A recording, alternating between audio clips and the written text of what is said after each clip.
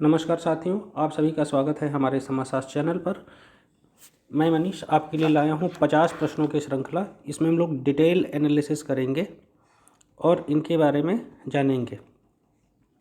आप लोग जो भी कठिन पॉइंट या कठिन बिंदु आए उनको आप नोट करते चलिए, ताकि आपका जो नॉलेज पूल है वो स्ट्रांग होता चले। और आपका टारगेट है 80 में 75 का टारगेट आपको रख के चलना है यदि आपको एग्ज़ाम क्वालिफाई करना है तो। प्रश्न लेते हैं। पहला प्रश्न है, प्राकृतिक अधिकारों के सिद्धांत की मान्यता है कि। पहला ऑप्शन, प्राकृतिक अधिकार दैवी रचना है। नहीं, गलत है, दैवी रचना नहीं है, क्योंकि कानून तो मनुष्य ने बनाए हैं।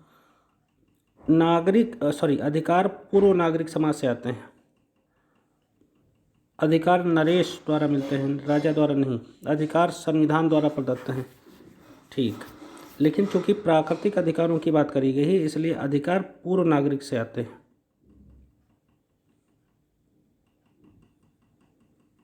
दूसरा प्रश्न, इसमें कहा गया सर हेनरी मेन के अनुसार सामाजिक जीवन का मूल तथा परिवार का विश्वव्यापी स्वरूप क्या था। सर हेनरी मेन के अनुसार तो ये पितृसत्तात्मक परिवार की बात करते हैं। क्वेश्चन नंबर 3 पर आते हैं। इसमें कहा गया है कि निम्नलिखित में से कौन प्राकृतिक असमानता के सिद्धांत का समर्थक है। तो इसका जवाब सीधा ले लेते हैं। प्राकृतिक असमानता, नेचुरल इनइक्वालिटी के सिद्धांत का समर्थक है प्लेटो।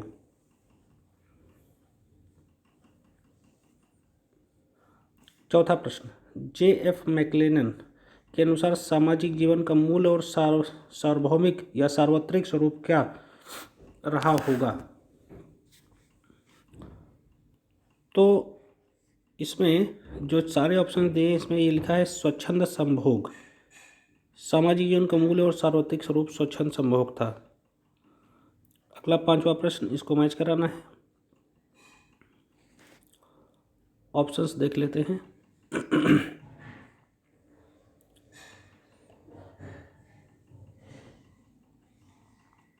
पहला है, न्याय बलवानों का हित है। ठीक है। दूसरा है, व्यक्ति द्वारा अपनी प्रकृति के अनुरूप अपने कार्यों का संपादन ही न्याय है। तीसरा है, सार्वजनिक उपयोगिता न्याय की उत्पत्ति का एकमात्र स्रोत है। चौथा है, न्याय का अर्थ है प्राथमिक वस्तुओं का न्यायपूर्ण वितरण। रॉल, थ्रैसिमेकस, प्लेटो और ह्यूम दिए हुए हैं। अब इसके ऑप्शन मैच कराते हैं। पहले का ऑप्शन मैच करेगा दूसरा, न्याय बलवानों का हित है, थ्रैसिमेकस का कहना है। उसके बाद बी का तीसरा, प्लेटो का। सी का चौथा और डी का पहला लगेगा। इस तरह से ऑप्शन डी सही हो जाएगा। 6 नंबर क्वेश्चन पे आते हैं। इसमें कहा जा रहा है, कौन सा विचारक ऐसा है जिसने मानव विकास के चरणों के बारे में कुछ नहीं लिखा। तो टाइलर कभी भी मानव विकास के चरणों के बारे में आपने इनके बारे में नहीं पढ़ा होगा। बाकी सभी समाजशास्त्री चरणों के बारे में बताते हैं। आदिम बर्बर सभ्य, कोई जंगली, कोई सावयव, कोई अलग अलग समाजों के हिसाब से लोग जस्टिफाई करते हैं।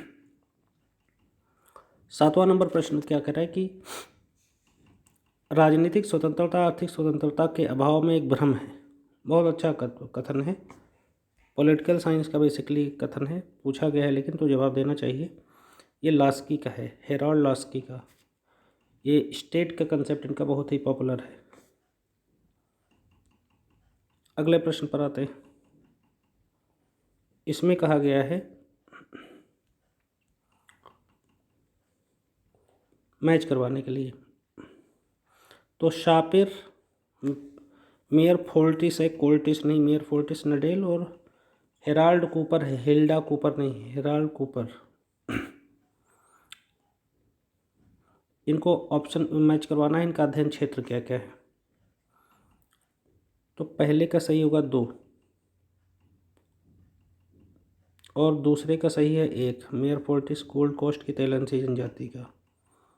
और उसके बाद सी का सही तीसरा और डी का सही चौथा। इस तरह से ऑप्शन बी सही हो जाता है।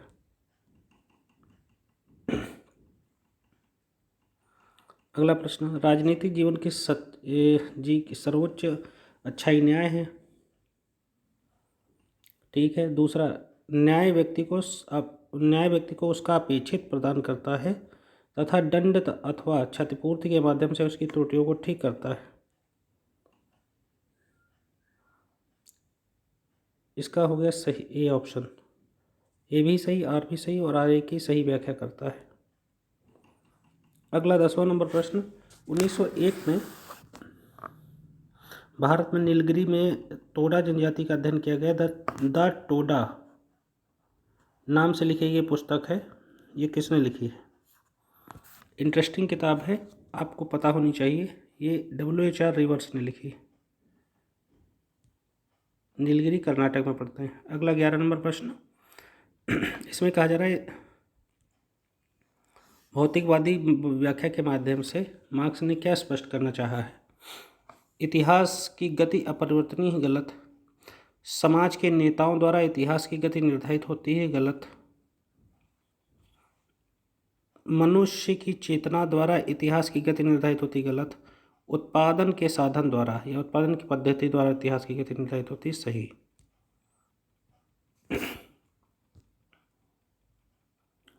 12 नंबर प्रश्न, अलगाव के बारे में, इसका मतलब जो शाब्दिक अर्थ है वो होगा अलग होना। ठीक है। हिस्ट्री ऑफ अर्ली इंस्टीट्यूशंस पुस्तक किसने लिखी है? ये पुस्तक लिखी सर हेनरी मैन ने। 14 नंबर प्रश्न पर आते हैं। इसमें कहा जा रहा है कि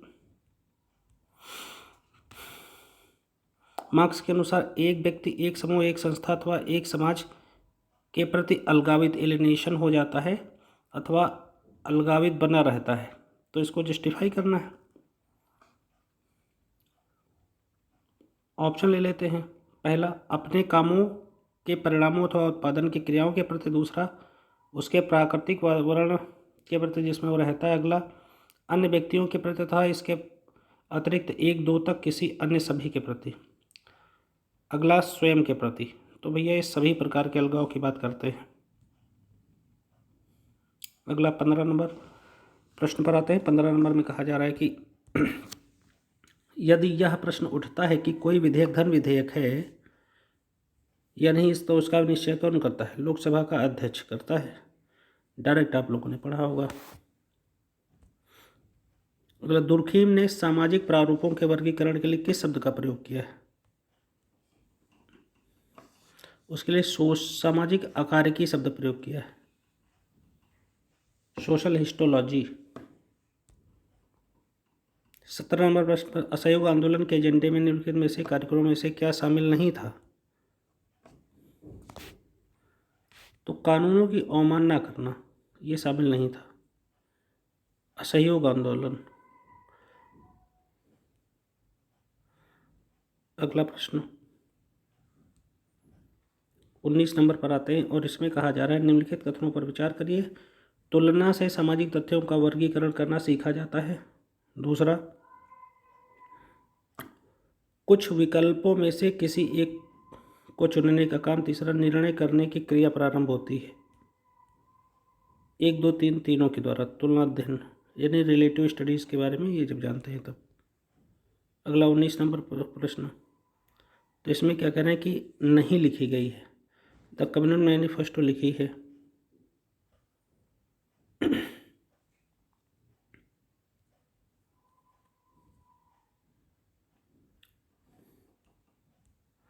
दास कैपिटल लिखी है। The critic of political economy लिखी है। Wealth of nation Adam Smith की है। Adam Smith.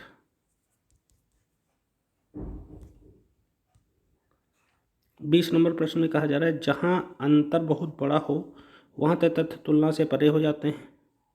दूसरा कहा जा रहा है कि पहला सही है, जहां अंतर बहुत कम हो वहां तथ्य तुलना के योग्य नहीं रह जाते, सही। तीसरा, जहां तथ्य एक श्रेणी में रखे जा सकते हों उनमें आपस में अंतर महत्वपूर्ण और वहाँ तुलनात्मक पद्धति सबसे सक्षम हो जाती है। ठीक है, 1 2 तीनों सही। तुलनात्मक अध्ययन के बारे में बात कर रहा है रिसर्च स्टडी में। 21 नंबर प्रश्न पर आते हैं। इसमें कहा जा रहा है कौन दल प्रणाली की विशेषता नहीं है। ठीक है, तो दल अपने हितों के लिए संघर्ष करते हैं। ठीक है, दल प्रणाली व्यक्ति की वैयक्तिकता को नष्ट करती है। ठीक है, दल कृत्रिम विभेद उत्पन्न करते हैं। सही है, दल के अंगों दल सरकार के अंगों में एकरूपता स्थापित करते हैं। गलत है ये। आत्महत्या का सिद्धांत किस समाजशास्त्री ने दिया? तो जब दरखाइम लिखे हुए द सुसाइड पुस्तक है इनकी, 1895 में आई थी, उसमें कहा है। अगला पुस्तकें हैं और उनके लेखक हैं, मैच करवाना है।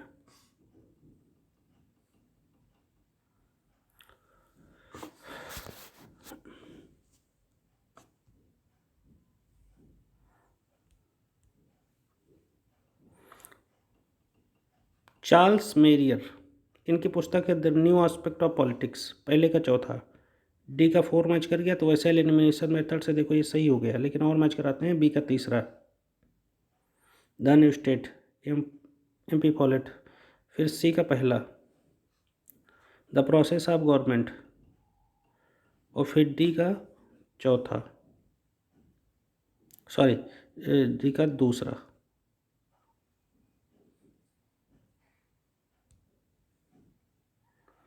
अगला 24 नंबर प्रश्न, इसमें क्या कहा जा रहा है? दुर्खिम ने आत्महत्या की दर किस संप्रदाय में देखी है?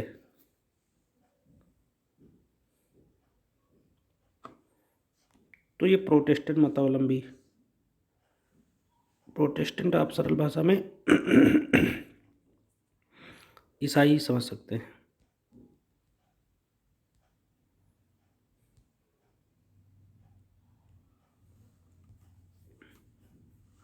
पच्चीस नंबर प्रश्न पर आते हैं। 25 में कहा जा रहा है कि दिए गए वक्तव्यों को बताइए, कोट को मैच कराना है। ऑप्शन लेते हैं। आधुनिक राजनीति के लिए राजनीतिक दल जीवन रेखा है। ठीक है, प्रतिनिधात्मक संस्थाओं के विकास एवं मताधिकार के विस्तार एवं विकास के कारण राजनीतिक दल उत्पन्न हुए हैं। बिल्कुल ठीक है, सही, और व्याख्या भी कर रहा है। अगला 26 नंबर प्रश्न, उत्तर पूर्व भारत में मेघालय और असम के गारो खासी समुदायों में कैसी वंश परंपरा पाई जाती है? तो आंख मूंद कर लगाइए, मात्र सत्तात्मक। दबाव समूह को विधायिका का तृतीय सदन कौन कहता है? एकदम नया प्रश्न है, ये बढ़िया प्रश्न है। ये HM फाइनर कहते हैं दबाव समूह को विधायिका का तीसरा स्तंभ। मचोंग किसे कहते हैं? मचोंग कहते हैं मातृवंशी परंपरा को। मातृवंशी का मतलब होता है जब परिवार में माता की सत्ता। अगले प्रश्न पर आते हैं। ठीक कथन कारण से जुड़ा प्रश्न है।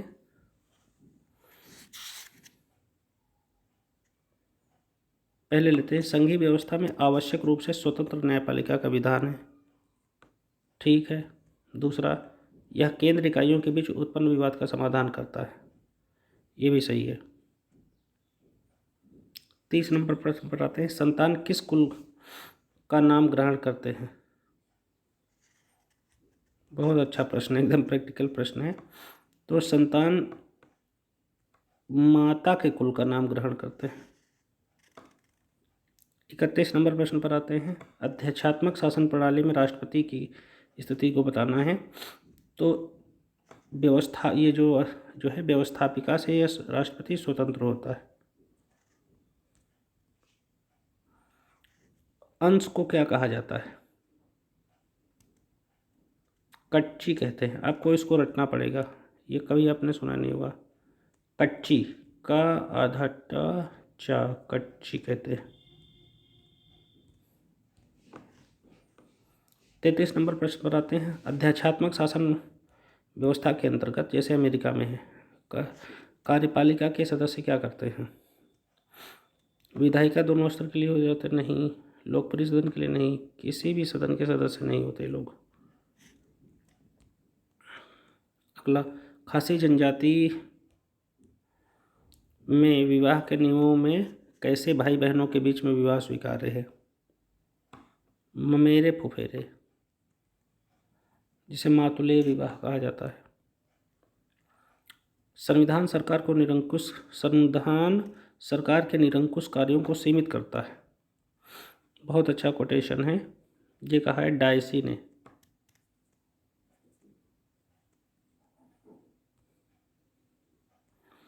अगला, सामाजिक विज्ञानों की विचार पद्धति को समझाने के लिए मैक्स वेबर किस अवधारणा का प्रयोग करते हैं? सोशल साइंसेस को जस्टिफाई करने के लिए आइडियल टाइप, आदर्श प्रारूप का प्रयोग करते हैं। इनकी मेथोडोलॉजी भी है। 37 नंबर प्रश्न पर आते हैं। इसमें कहा जा रहा है कौन सी विशेषता एकात्मक शासन की व्यवस्था की नहीं है? प्रशासनिक एकता होती है, प्रशासनिक शक्ति संपन्नता ये नहीं, एकात्मक शासन व्यवस्था की विशेषता नहीं।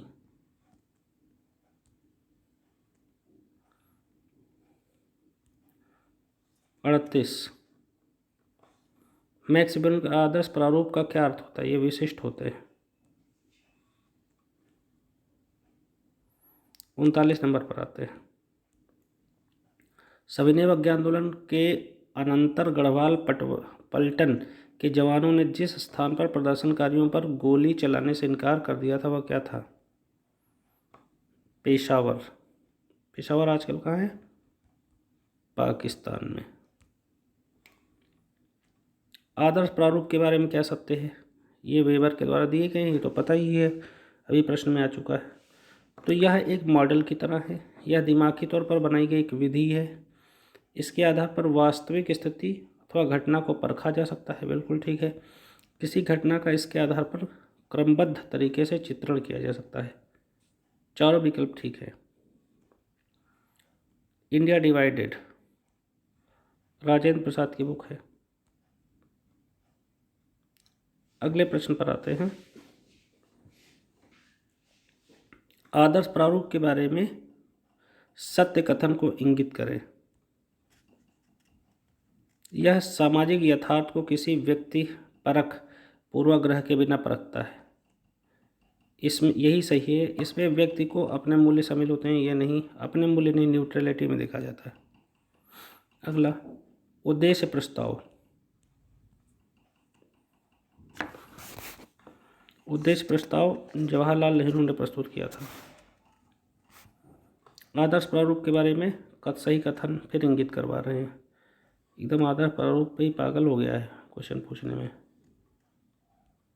अगला, आदर्श प्रारूप। आदर्श प्रारूप ऐसी अवधारणाएं अथवा संरचनाएं हैं जिनका किसी सामाजिक समस्या को समझने और विश्लेषित करने की विचार पद्धति के साधन के रूप में प्रयोग किया जाता है। आदर्श प्रारूप संरचनाएं नहीं हैं, गलत संरचना है। विवरण मात्र हैं, ऐसा नहीं है। ये इस विधि द्वारा सामाजिक समस्याओं का अध्ययन संभव नहीं है, बिल्कुल है, इसलिए ये सही है। 45 पर आते हैं। स्वदेशी आंदोलन प्रारंभ किया गया था।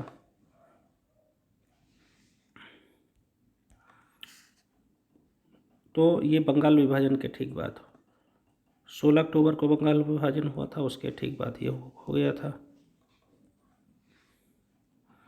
अगला, पार्सन्स की सामाजिक प्रणाली के संदर्भ में क्या सत्य है? इसे साधारण आदिम समाजों, जटिल आधुनिक औद्योगिक समाजों पर समान रूप से लागू किया जा सकता है। ठीक है। 47 नंबर, पार्सन्स को फादर ऑफ ग्रैंड थ्योरी कहा जाता है। किसने भारत के लिए त्रिस्तरीय राज्य व्यवस्था प्रस्तावित की थी? अच्छा प्रश्न, इसका नाम है कैबिनेट मिशन योजना।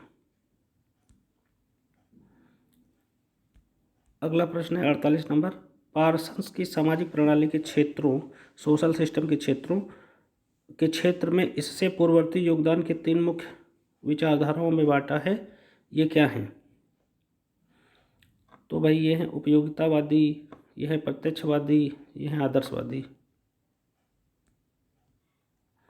अगला, महात्मा गांधी राष्ट्रीय कांग्रेस के अध्यक्ष कब थे? तो बेलगाम अधिवेशन के अध्यक्ष थे। पहले तो आप ये जानिए। और दूसरा 1924 में थे। और अंतिम प्रश्न है,